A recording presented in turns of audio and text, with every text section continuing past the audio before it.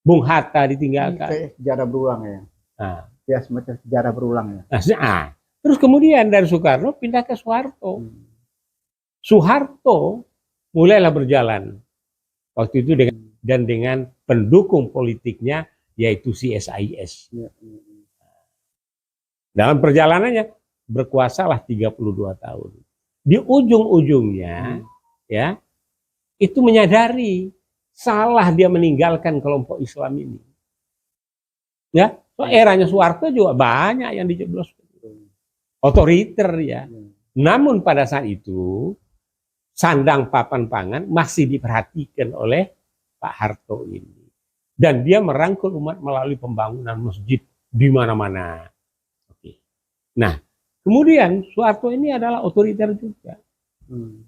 Nah, pada saat itulah bergolak mahasiswa, kampus-kampus juga bergolak, ya. Nah, ya. Bolak-balik ya dengan segala macam cara kan. Ya, nah Timbu tapi yang terkini ini kan juga menarik nih, Prof. ya, oke, Ini kan menarik nih kan. ya, nah saya balik kepada terahnya Soekarno. Dengan inginnya Jokowi ini 3 periode, marahlah Megawati. Ya enggak? Tidak bisa. Waktu itu kekuatan Mega masih luar biasa. Sekarang tidak ada lagi. Ya enggak? Semua sudah ada di tangan Jokowi. Oke. Nah, kita lanjut. Jadi krisis yang ada itu sebetulnya adalah krisis kepemimpinan. Nah, sekarang dalam era reformasi itu 2 periode ditetapkan, setelah itu jurdil dilakukan, tapi 2019 telah terjadi juga kecurangan-kecurangan yang masif dan sistematis. Nah, bagaimana dinamika yang terjadi sekarang ini pada era Jokowi? Kita lihat. Dari segi aspek ideologi, jelas secara pelan-pelan dan sadar mulai mengakomodir pemikiran dan garis komunis yang terlihat dengan kebijakan-kebijakan yang ditetapkan. Terus apa lagi yang lain? Kita lihat dari segi politik dalam dinamika perpolitikan regional global kelihatan betul bandul kita ini seperti Jakarta dulu, poros Peking Jakarta. Ingat? Itu Bung Karno. Sekarang belum diporoskan. Kembali lagi ke apa namanya gejolak ya.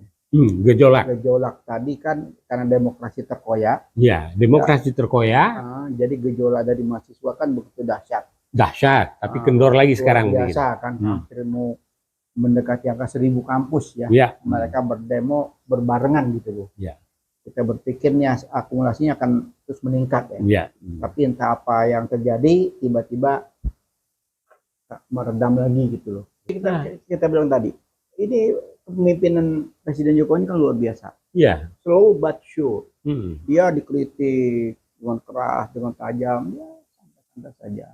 Kan ini seperti beberapa di Brutus-Brutusnya yang nyanyi, yang ikut ngomong. Orang kok ngancam lagi apa segala macam. Mengancam segala macam apa. Dia kalau orang dan akan pasti tumbang. Ya. Gitu. Nah, kita harapkan artinya janganlah hal tersebut terjadi. So, kalau terjadi ada satu bit. Bahasa itu cuma satu dan kalau tidak salah masuk dalam kamus Inggris itu. Amok. Amok itu adalah salah satu kosakata yang ada di Indonesia. Nah, kalau sudah amok ini apapun tidak peduli dia terjadi. Nah, itu yang dikhawatirkan oleh Pak Kunchoro. Salah satu Pak Kunchoro juga mengkhawatirkan, termasuk Pak yang kardinal tadi. Dia khawatir sekali kalau apabila rezim tidak mau menerima kritik, apalagi ini kritik murni ya dari guru besar. Bukan satu kampus, Prof. Nah, itulah jadi kita harapkan ya bagaimana di sekelilingnya Pak Jokowi ini malah mendegradasi legacy daripada Pak Jokowi yang awalnya cukup baik. Mungkin begini, Prof, sudah kehabisan akal ya, akal sehat ya, udah habis akal sehat hingga membuat statement-statement yang apa namanya, ya kan ini kan hitungan hari kan, tinggal berapa hari lagi kan, bagaimana caranya untuk meningkat elektoral ini kan, bagaimana ini pasangan kan harus menang gitu loh. Nah, karena dipaksakan harus menang dengan segala cara, dan timbullah hal-hal yang aneh-aneh ini. Iya.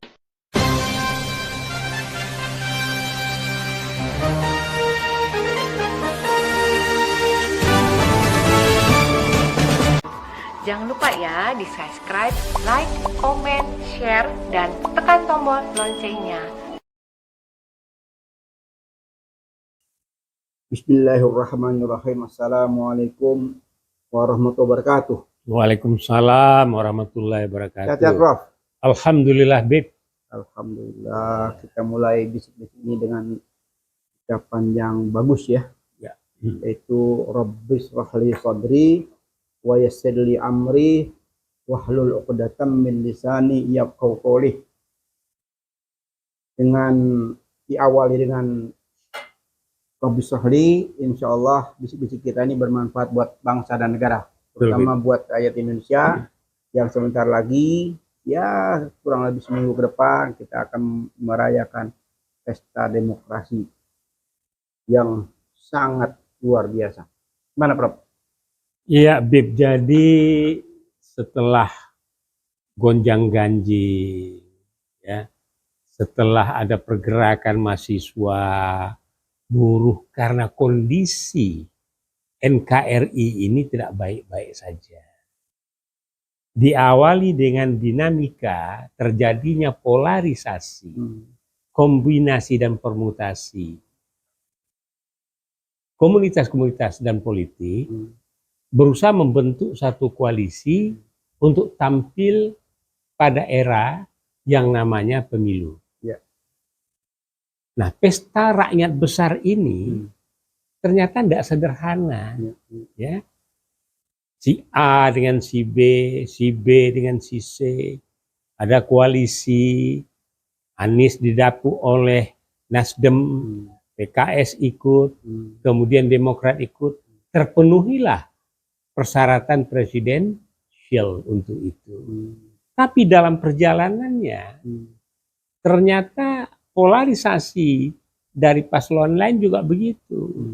Ya, PDIP Bu Mega katanya tanda kutip membajak ya Ganjar Pranowo, ditarik ke sana. Nah kemudian tapi Pak Jokowi ini tidak tahu siapa di belakangnya, ya sekondannya atau tim sesnya atau tim ahlinya, yang jelas dia dekat dengan Xi Jinping. Ya, nah kemudian muncullah Prabowo. Nah mulailah Prabowo digadang-gadang.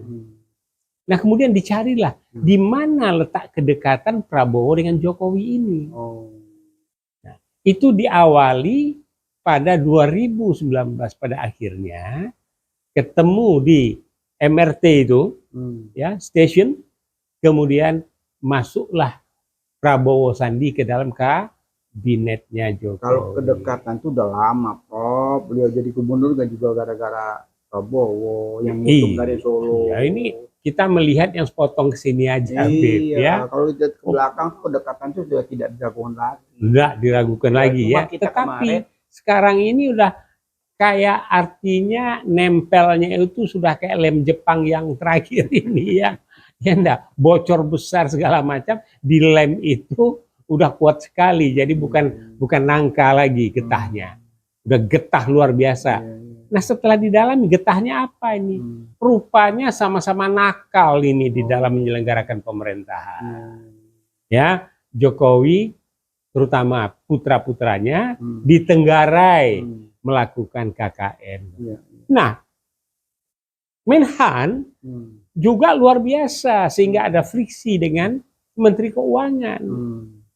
Ditenggarai juga di samping belanja dari APBN, di luar APBN juga belanja, utang makin besar. Nah, itu cerita. Nah mau tidak mau penyakitnya antara Prabowo dengan Jokowi sama, makanya sehati sejiwalah mereka.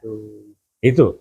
Nah, tetapi sebetulnya kalau kita tengok di dalam pendekatan perilaku organisasi, dengan pendekatan filosofi organisasi, dengan pendekatan permasalahan yang ada di dalam satu pemerintahan dalam berbagai bentuk dan ideologinya, sebetulnya ini adalah krisis. krisis yang terjadi ini, terjadinya pergerakan, pergolakan kampus, pergolakan mahasiswa yang mulai kemarin sudah bergerak melempem lagi, maka bangkitlah para guru besar dari beberapa perguruan tinggi. Termasuk salah satunya adalah kelompok sekolah-sekolah yang di bawah naungan ya Katolik, yang di sini tokohnya itu adalah seorang mungkin setingkat kardinal ya. Itu menolak perilaku politik ya Jokowi ini. Itu 26 kampus kalau tidak salah ya. Nah, jadi ini sudah masalah mendunia ini. Yang lebih mendunia lagi adalah Jokowi bagi-bagi bansos depan istana. Oh, komentar daripada New York Times dan lain-lain itu. Oke, nah kita lanjut. Nah, saya ingin supaya netizen kita ya PIS maupun Has channel ini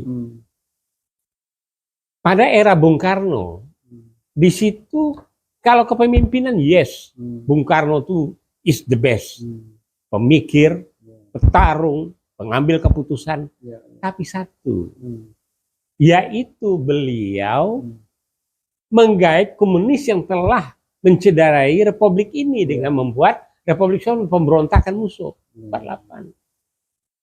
Nah, Masyumi dan kelompok Islam tidak mau itu.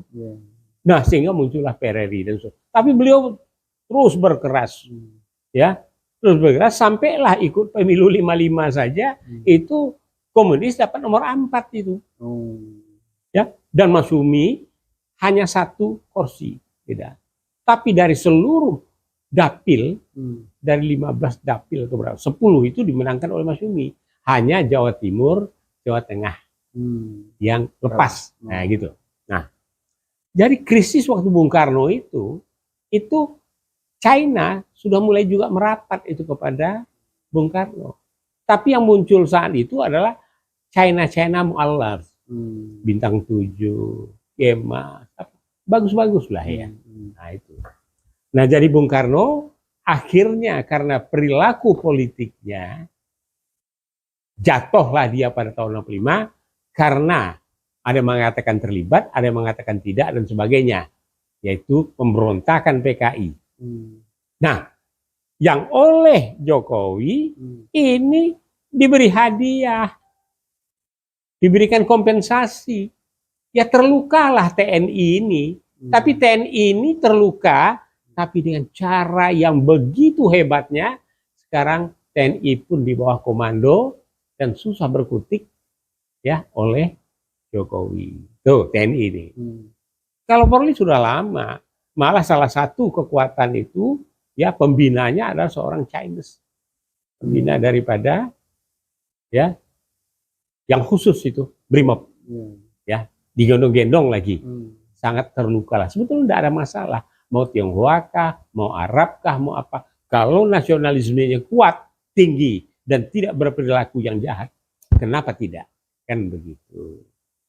Nah, itulah Soekarno dalam perjalanannya. Syahrir pun dijebloskan, Natsir dijebloskan, Hamka dijebloskan, semua itu. Bung Hatta ditinggalkan. Sejarah berulang ya. Nah. Ya, semacam sejarah berulang ya. Nah, terus kemudian dari Soekarno pindah ke Soeharto. Soeharto mulailah berjalan. Waktu itu dengan Nasution ya. Kemudian Nasution tertinggal. Majulah Soeharto sendiri. Dengan engineeringnya. Dan dengan pendukung politiknya yaitu CSIS. Dalam perjalanannya berkuasalah 32 tahun. Di ujung-ujungnya ya itu menyadari salah dia meninggalkan kelompok Islam ini. Ya, so eranya Soeharto juga banyak yang dijebloskan. Otoriter ya.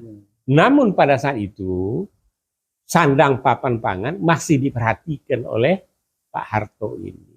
Dan dia merangkul umat melalui pembangunan masjid di mana-mana. Tapi dibuat lagi satu bentuk pada era itu namanya LDII. Nah, ini dari kacamata Aswaja ini sesat ini, ya, menjadi masalah. Oke. Nah, kemudian Soeharto ini adalah otoriter juga. Nah, pada saat itulah bergolak mahasiswa, kampus-kampus juga bergolak, Ya. Jadi kalau kita melihat sejarah, Prof ya. Ya. Jadi kalau orang berkuasa itu jangan lama-lama ya. Kalau udah lama keenakan, jadi akhir jadi otoriter kan gitu ya. Iya, karena begini, iblis dan malaikat yang baik dan buruk itu ada pada diri manusia. Dia berebut muncul itu. Nah, tahan apa enggak nih? Sama juga. Ya kan sudah dibatasi kan 2 periode, ya kan? Tapi kan mau. Ya dengan berbagai pertimbangan. Jadi 2 periode itu juga enggak sederhana. Artinya bisa dievaluasi, divalid dan sebagainya. Iya, ya. Itu 2 periode itu kan maksimal kan. Ya, tapi ini 32 tahun, Bu. Dan dia menggunakan Soeharto ini Undang Dasar 1945. Ya, kemudian pasal 4-nya digunakan musyawarah mufakat yang direkayasa. Iya, kalau waktu itu kan memang belum ada batasan. Ya kan sejak reformasi kan baru ada perubahan, baru ada batasan kan. Dari pengalaman yang lama. Nah, jadi batasin hanya 2 periode. Tapi yang rezim ini kan berkali-kali kan mau imbu lagi. Iya. Bolak-balik ya, dengan segala macam cara kan. Iya, nah tapi imbu yang terkini ini kan juga menarik nih, Prof. Ini gagal, tambah ibunya jadi muncul dinasti. Iya. Oke, ini kan menarik nih kan? Ya, nah saya balik kepada terahnya Soekarno. Dengan inginnya Jokowi ini 3 periode, marahlah Megawati. Ya dah, tidak bisa. Waktu itu kekuatan Mega masih luar biasa. Ini petugas partai jadi presiden ya, petugas partai. Sekarang tidak ada lagi. Ya, semua sudah ada di tangan Jokowi. Oke, nah kita lanjut. Jadi krisis yang ada itu sebetulnya adalah krisis kepemimpinan. Ya, Bib, kepemimpinan. Ya. Nah, kita lihat pada era Gus Dur, era Bu Mega, ya, ada yang dijual-jual, dimurah-murahkan dan sebagainya. Ya. Kemudian era Gus Dur juga, era Habibie mulai tumbuh berkembang, tapi internasional terutama Amerika dibabat. Dikerjain itu karena ada poros yang ditakutkan adalah poros Indonesia Jerman. Takut Amerika. So waktu itu PTDI dan sebagainya tumbuh berkembang. Dihajarlah dengan Timur Leste dulu. Ya kan begitu. Lepas itu. Nah kemudian digoyang semua. Sekarang yang menggoyang Habibie itu nyesel. Nah, dicarilah bahwa itu beli kapal bekas. Tapi ternyata murah dan bermanfaat. Kalau sekarang barang bekas yang mau dihibahkan, tapi kemudian malah dibeli. Nah ini parah kan, Bib. Nah sekarang dalam era reformasi itu 2 periode ditetapkan. Setelah itu jurdil dilakukan, tapi 2019 telah terjadi juga kecurangan-kecurangan yang masif dan sistematis. Nah, bagaimana dinamika yang terjadi sekarang ini pada era Jokowi? Kita lihat. Dari segi aspek ideologi, jelas secara pelan-pelan dan sadar mulai mengakomodit pemikiran dan garis komunis yang terlihat. Dengan kebijakan-kebijakan yang ditetapkan. Nah, TNI yang mengamankan Republik ini. Nah sekarang malah negara memberikan santunan dan sebagainya kepada mereka. Dan mereka ini sudah dewasa, sudah 50 tahun, ada di mana-mana mereka sekarang. Nah itulah yang mengisi legislatif. Sehingga keputusan eksekutif dengan legislatif itu sekali 3 uang. Mana banyak peraturan-peraturan perundang yang berubah. Contohnya IKN. Contohnya Omnibus Law, Cipta Kerja. Terakhir adalah Undang-Undang Kesehatan. Terus apa lagi yang lain? Kita lihat dari segi politik, dalam dinamika perpolitikan regional, global, kelihatan betul bandul kita ini seperti Jakarta dulu, poros Peking Jakarta. Ingat? Itu Bung Karno. Sekarang belum diporoskan. Tetapi mereka membangun IKN, konsultannya mereka segala mereka. Dan diberi hak lagi sampai 100 berapa tahun? 90 tahun. 190 tahun. Ya Allah ya Robi.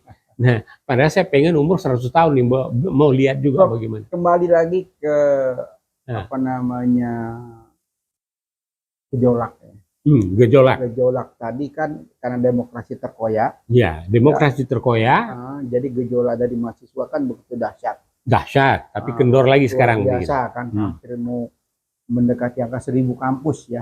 Mereka berdemo berbarengan gitu loh. Ya. Kita berpikirnya akumulasinya akan terus meningkat ya. Tapi entah apa yang terjadi, tiba-tiba meredam lagi gitu loh. Redam lagi sehingga terus pergolakan politik ini, dinasti ini semakin menjadi-jadi, yang sana sini sudah menolak segala sepak terjang ya. Sebagai pemimpin nasional ini mau cawe-cawe itu dapat kritikan luar biasa ya, dia tidak peduli ya. Ya, dia bagaikan gini, Beb. Biarlah anjing menggonggong, kafilah tetap berlalu. Ya, tapi ini ada yang memprihatinkan, Prof. Ini yang betul-betul memprihatinkan. Kalau sekarang ini oke lah, kalau kemarin itu kan kita udah dinamika dari mahasiswa kan ya begitu luar biasa ya. Harapan kita itu, wah ini karena begitu banyak kritik dari mahasiswa itu mungkin rezim ini menyadari banyak kesalahan-kesalahan yang mendasar ya. Tapi mereka upfront tapi pasti ya. Slow but sure ya. Tapi dia tetap dengan agendanya gitu. Iya, nah itulah agendanya ini dia jalankan, dan kemudian orang sekelilingnya brutus-brutus itu bermain juga. Malah mengancam satu bit. Pada era Soeharto, kalau dia mau menggunakan ya TNI dan Polri, akan tetap dia bertahan. Tapi beliau tidak melakukan itu. Ya, seperti kita bilang tadi. Ini kepemimpinan Presiden Jokowi kan luar biasa. Slow but sure. Dia dikritik dengan keras, dengan tajam, ya santai-santai saja. Paling seperti Bro bilang tadi, brutus-brutusnya yang nyanyi, yang ikut dong orang ngancam lagi apa segala macam. Mengancam segala macam apa. Dia kalau orang Minang bilang ya, iyo kan diurang, lalu kan diawak. Biarin dah apa lu mau bilang, tapi saya tetap berjalan, yaitu mendudukkan dan membangun dinasti bersama sobat lama, teman baru, seperjuangan, sehidup semati, timbul tenggelam bersama Jokowi, Prabowo. Nah, ini yang terjadi sekarang. So, bagi mereka ini to be or not to be, Beb. Iya betul. Tapi kalau kita melihat kritik tajam ya dari guru besar yang bersaut-sautan dengan istana, semakin hari ini semakin menajam, Prof. Iya, makin tajam pun artinya gini. Marwah guru besar, civitas akademika itu mulai dianggap didegradasi oleh rezim. Tapi ini menggelinding bagi snowball. Mau tidak mau mahasiswa pun akan bangkit juga bersama ini. Masyarakat, dan ini yang ditakutkan oleh Pak Kunchoro. Kalau tekanan dan stres manusia, masyarakat yang makin tinggi, akan terjadi psikologi impact yang membuat mereka menjadi bisa anarkis. Ini yang ditakutkan oleh jadi para guru besar. Saya bilang niat baik ya, niat dari guru besar tadi. Baik, tidak memihak, mereka tidak punya kepentingan apa-apa. Kepentingannya itu hanya demi bangsa dan negara. Mereka takut negara ini demokrasi terkoyak, semakin hari semakin parah, mereka khawatirkan itu. Makanya mereka menyampaikan ke publik. Tapi dituduh macam-macam, dituduh partisan, dituduh pesanan, segala macam. Jadi sampai detik ini, per hari ini, itu masih di istana itu masih tidak menerima. Nah, saya nggak habis pikir. Ya. Sampai statement yang terakhir yang bilang tadi, dari Katolik tadi, itu kalau di luar itu sudah levelnya itu level, kardinal ya, gitu. Uskup ini, jadi dia ngomong kalau rezim ini tidak mau mendengar, tetap dengan dengan kekehnya mempertahankan idenya dia, kritik dia tidak bisa terima, tunggu saatnya tumbang dan akan pasti tumbang. Ya, nah kita harapkan artinya janganlah hal tersebut terjadi. So kalau terjadi ada satu bit. Bahasa itu cuma satu, dan kalau tidak salah masuk dalam kamus Inggris itu, amok. Amok itu adalah salah satu kosakata yang ada di Indonesia. Nah kalau sudah amok ini apapun tidak peduli dia terjadi. Itu yang dikhawatirkan oleh Pak Kunchoro. Salah satu Pak Kunchoro juga mengkhawatirkan, termasuk Pak yang kardinal tadi, dia khawatir sekali kalau apabila rezim ini tidak mau menerima kritik, apalagi ini kritik murni ya dari guru besar. Bukan satu kampus, Prof. So ada yang ditakutkan begini, Bib. Kan ada di, mudah-mudahan itu bukan hoak ya. Ada pertemuan di lingkungan Kominfo. Waduh, ini kalau kita kalah ini kita masuk penjara nih katanya. Itu kan dari sejak awal. Iya, sejak awal. Jadi pendukung Jokowi yang membabi buta ini itu memang salah kaprah saya.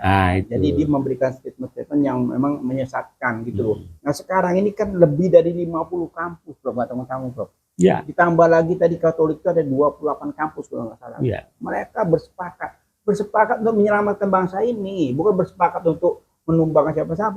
Bagaimana bangsa ini harus selamat. Nah, itu yang dituju. Iya, jadi yang selamat yang diinginkan adalah Yambo.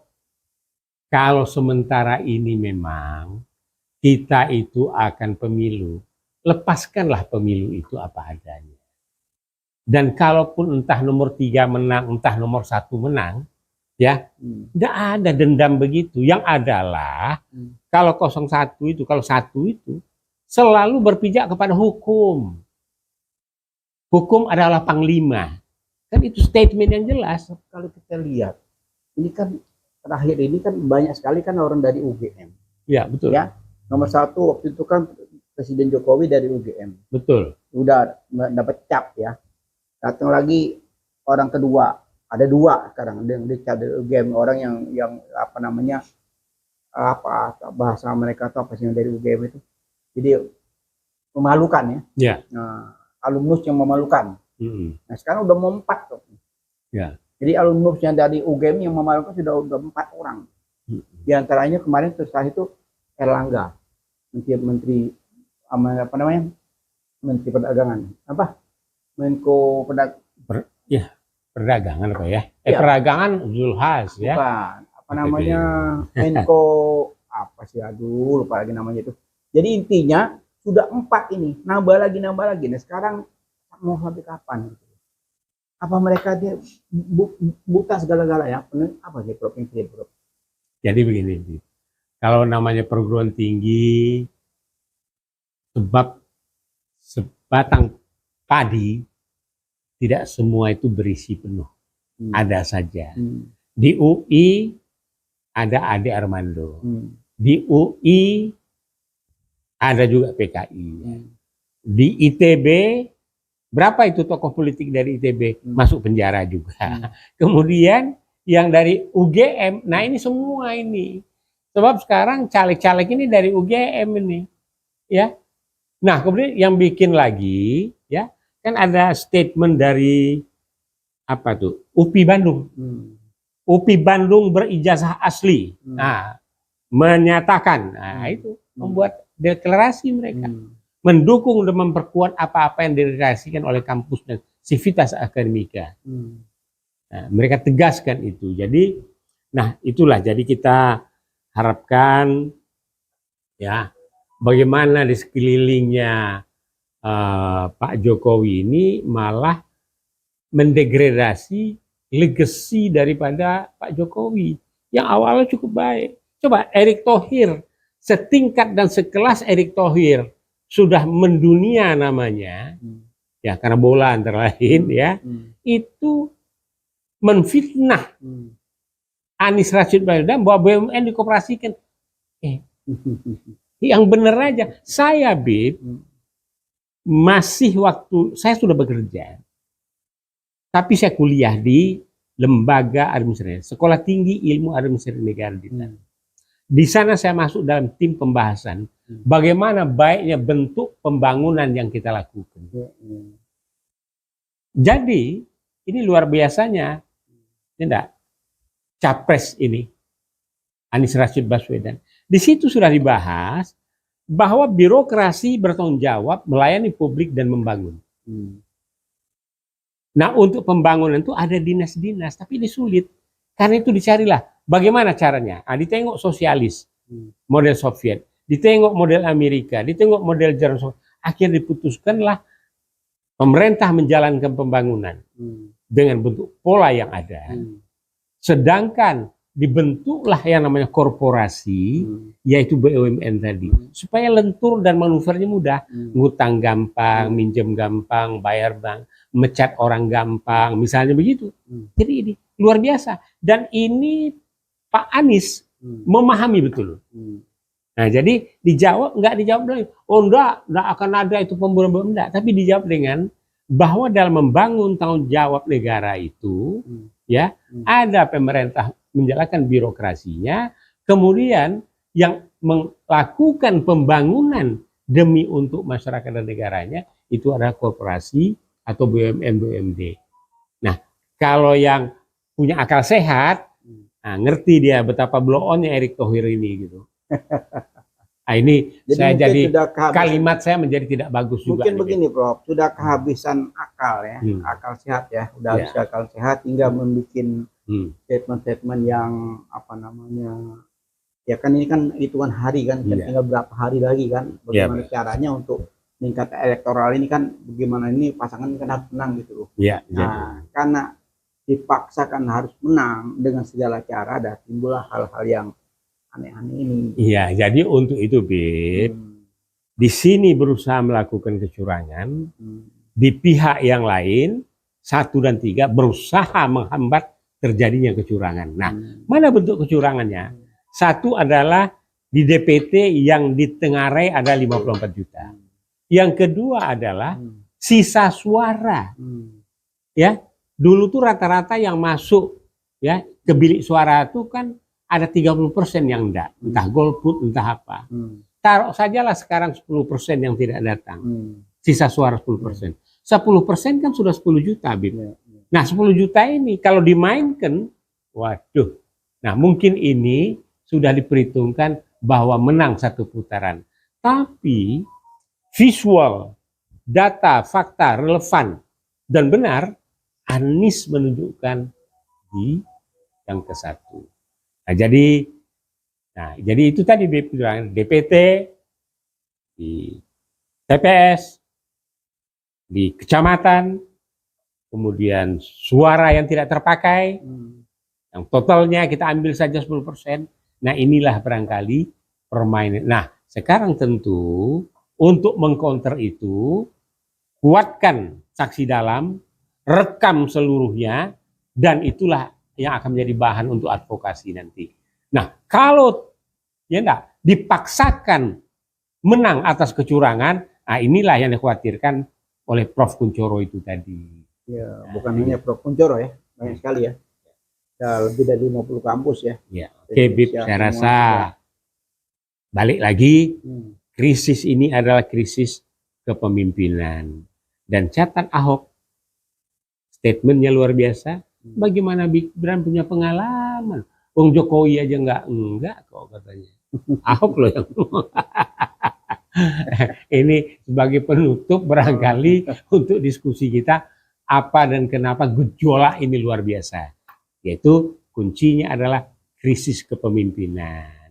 Nah, sedangkan Anies kepemimpinannya dengan Muhaimin Iskandar mengacu kepada Rasulullah, Siddiq, amanah, fatonah, tabligh, kan begitu, Bib. Ya, itu aja, Bib, barangkali. Gitu ya. Kita bahas yang lain. Kembali ke guru besar tadi, Prof. Prof kan sekian 10 tahun nih. Ya. Di kampus ya. Ya, di kampus ya 40-an tahun lah. Artinya kan kalau keputusan guru besar, apalagi profesor, doktor, itu kira-kira bisa nggak sih, Prof, dipengaruhi oleh keinginan katakan ada semacam rasanya enggak. Sebab ya kalau kalau sudah itu ada saja, karena manusia itu ada saja, ya. Lain dengan Umar ya. Kalau Umar itu berjalan, bem itu setan pada lari.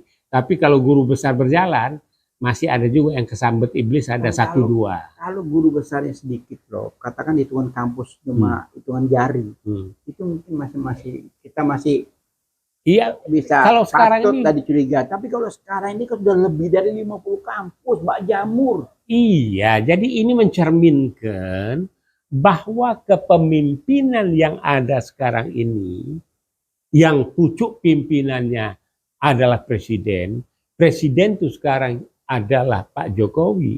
Jadi krisis kepemimpinan itu ada kepemimpinan yang dilakukan oleh Pak Jokowi. Dan itu luar biasa statement guru besar itu. So, guru besar itu adalah jabatan fungsional yang mereka itu sudah tidak berpikir lagi dunia. Dia berpikir hanya ilmu disebarkan untuk kebaikan. Ilmu disebarkan untuk kebaikan. Itu di dalam diri mereka. Karena apa? Rata-rata kalau sudah guru besar itu, ya, itu umurnya rata-rata di atas 50 gitu. Jarang yang di bawah 50. Kalau yang di bawah 50 ada juga guru besar karbitan bin, ada juga. Seperti dokter abal-abalan juga ada.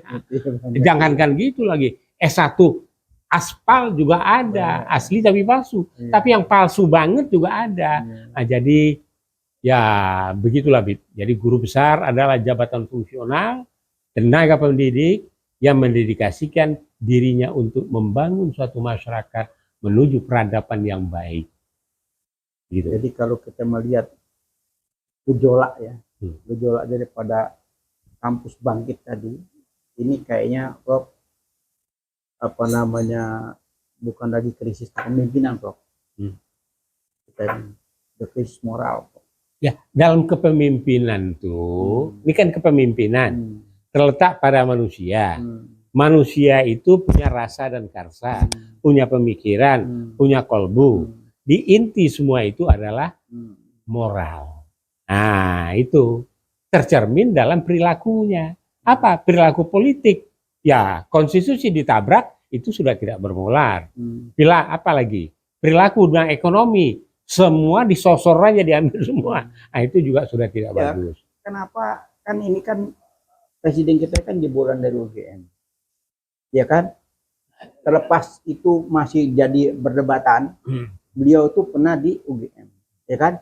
Yang menyampaikan kritik pertama nih guru besar kan dari UGM. Beliau menyampaikan dengan penuh haru ya kalau saya memperhatikan ya. Karena sayangnya dia dengan bangsa ini, ya sayang juga dengan kader-kadernya dari UGM ini, sehingga disampaikan secara terbuka. Tapi apa yang didapat? Bukannya didapat macam diterima kritiknya, diajak bicara, tapi malah dituding macam-macam. Akhirnya apa? Dampaknya menimbulkan kemarahan dari seluruh kampus Indonesia. Dan ini, Prof, ini nggak main-main, Prof. Ya kan? Kemarahan ini dampaknya mahal sekali, Prof. Ya kan sudah lihat, dampaknya itu ya copot sebelum pemilu. Ya enggak? Atau di Pilpres jeblok. Ya, yang pasti itu. Nanti tanggal 14 nanti ini kemarahan masyarakat, kemarahan rakyat yang sudah terprovokasi oleh ulahnya sendiri. Ya kan masih tetap kekeh dengan pendapatnya walaupun sudah dikritik segitu banyaknya orang. Tapi dia tetap dengan tidak bergeming ya. Ya, jadi kita lihat saja nanti ya. Yang itu berjalan tanggal 10 ya di JIS itu nanti itu akan sama atau lebih daripada 212 nanti itu. Gitu ya. Memang kalau kita lihat Pilpres ini sangat luar biasa, Prof. Hiruk-pikuknya, dinamikanya, kecurigaan sana sini, ya. Persilatan politik sampai hari ini tidak juga meredah ya. Ya, semoga bangsa ini selamat, Prof. Ya. Insya Allah. Baiklah, bisik-bisik politik kenegaraan ini dengan Purba Staha ini masih belum cukup. Tapi kami sudah kehabisan kata-kata. Ya, kalau nasihat, kata-kata sudah habis. Sudah rasanya apa yang mau disampaikan lagi ya. Baik. Jadi kita udah sekian episode yang kita munculkan di tayangan khas dan channel ini. Tapi elit-elit kita ini masih belum berubah juga, Pak ya. Yalah, kita doakan supaya NKRI baik, gemah, ripah, loh jenawi dalam perubahan.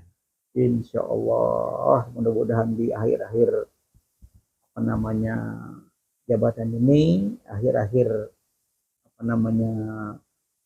menjelang hari seminggu ke depan ini ada perubahan yang begitu dahsyat, Prof ya. Yang kita harapkan ya. Sehingga bisa merubah peta ya. Yang tadi kita khawatir bakal terjadi semacam chaos dan sebagainya, itu tidak terjadi, Prof ya. Baiklah, kita akhiri dengan wabillahi taufik wal hidayah. Wassalamualaikum warahmatullahi wabarakatuh. Makasih, Prof. Yuk, sama-sama, Bib.